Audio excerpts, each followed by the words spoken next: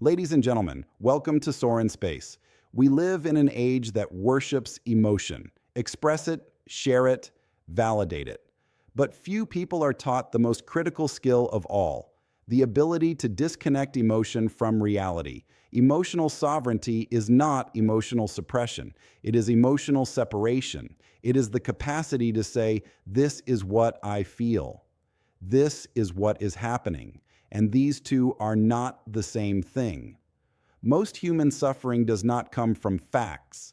It comes from emotional overlays placed on facts.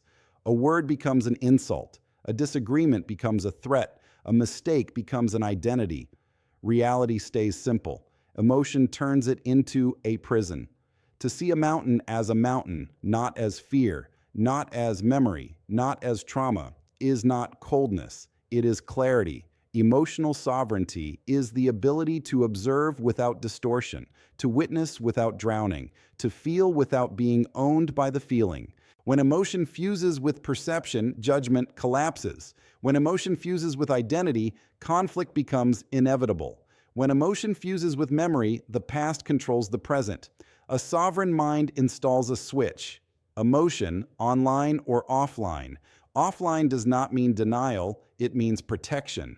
There are moments when emotion must be set aside so truth can be seen clearly, so decisions can be made cleanly, so reality can be read accurately. And there are moments when emotion must be picked up again, consciously, deliberately, courageously, to love, to care, to create meaning. The danger is not emotion. The danger is automatic emotion. A sovereign soul chooses when to feel and when to see. This is how we stop confusing pain with truth. This is how we stop mistaking reaction for reality. This is how we protect the soul without closing the heart. Emotional sovereignty is not becoming numb. It is becoming precise. And precision is freedom. Thank you.